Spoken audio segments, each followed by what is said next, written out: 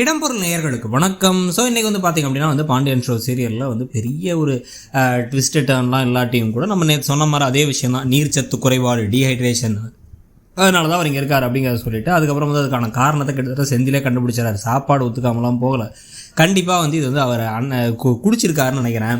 நீ வந்ததுக்கப்புறம் குடிக்காமல் தவிர அந்த ஒரு இதுக்கப்புறம் இப்போ குடிச்சிட்டாரு, ஏதோ தனியாக ரூம் கிடச்சோன்னா குடிச்சிட்டாரு, அதனால வந்த பிரச்சனை தான் இதுன்னு நினைக்கிறாங்கலாம் சொல்லியாச்சு. இன்னொரு பக்கம் கோமதியை வந்து பார்த்திங்கன்னா உலகத்தை பற்றி எதுவுமே தெரியாமல் வளர்த்ததுனாலே என்னவோ அவங்கள வந்து கடைசியில் வந்து செந்தில் கோவப்பட்டு எரிச்சப்படுற அளவுக்கு ஒரு சம்பவமும் நடந்துருச்சு. ஏன்னா வந்து என்னம்மா இது ஒரு விஷயம்னு சொல்லி இதுக்காக போய் நடந்து போயிட்டு வர வச்சிட்டீங்களே நீங்கன்னு சொல்லிட்டு. ஸோ இப்போ செந்திலுக்கு அவங்க அப்பாவை பார்த்தாலே பயம் அப்படிங்கிறது பயமாக மட்டும் தான் இருக்கே தவிர அந்தளவுக்கு அளவு கடந்த பாசம் அப்படிங்கிறது கதிர் அளவுக்கு இல்லைங்கிறதும் நமக்கு தெளிவாக தெரியுது.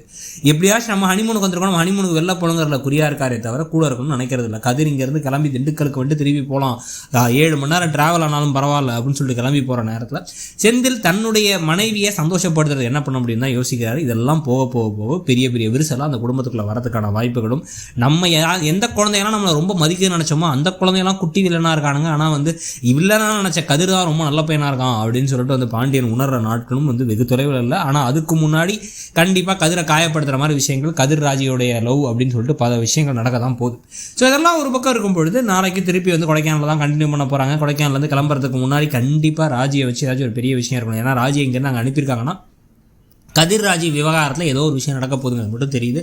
ஸோ ஓவராலாக நீங்கள் என்ன நினைக்கிறீங்க, அந்த கதை எப்படி போகுதுன்னு நினைக்கிறீங்கிறத சொல்லுங்கள். தேங்க்யூ. இடம்பொருள் நேயர்களுக்கு